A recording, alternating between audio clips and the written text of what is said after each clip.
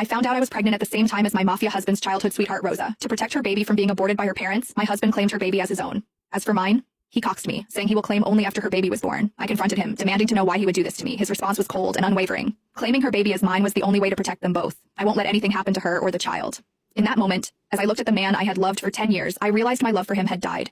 Not long after, my family condemned me, calling me a slut for having a child without a father and pressured me into getting an abortion. Meanwhile, my husband was in another city with his sweetheart helping her through her pregnancy. By the time he returned, I was already gone. I found out that my husband was accompanying his childhood sweetheart Rosa for her pregnancy checkup at my regular hospital this afternoon. Vincent, our baby looks so cute on the monitor. From the crack in the door, I saw Vincent's face lit up with a smile. Rosa was pointing at the monitor, and Vincent nodded, smiling back at her. If I didn't know that man was my husband, the father of my baby, I would have sworn they were a couple, happy and in love. Isabella Caruso, the doctor is ready for your examination, the nurse called. Vincent turned, his face drained of color, his eyes scanning the hallway. He must have heard my name. When his eyes landed on me, his mouth opened, but no words came out. I had been happily married to Vincent Falcone, my mafia husband, for nearly 10 years.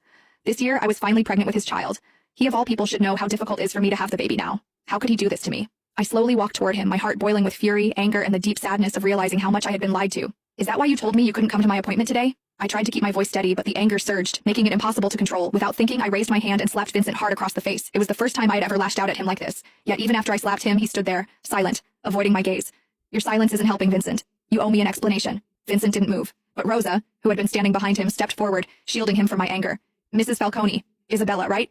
She said, her voice shaking. Blame it all on me. Vincent did nothing wrong. It was my mistake, Isabella. I'm the one who got pregnant. Blamed it all on you, huh? I scoffed, the bitterness in my voice clear. I was a tough woman, but even so, tears streamed down my face. As if my tears had triggered something in him, Vincent finally stepped past Rosa and pulled me into his arms. Don't cry, Isabella. The baby isn't mine, he said, his voice barely above a whisper. I froze. What? But then, Rosa spoke. She winked her innocent big eyes at Vincent. Vincent, didn't you promise to protect my baby by claiming it as your own? Why are you telling her now? Protect her baby? What the hell was going on? I broke free from Vincent's arms and stared at him. What the fuck is happening right now, Vincent? What the hell is she talking about?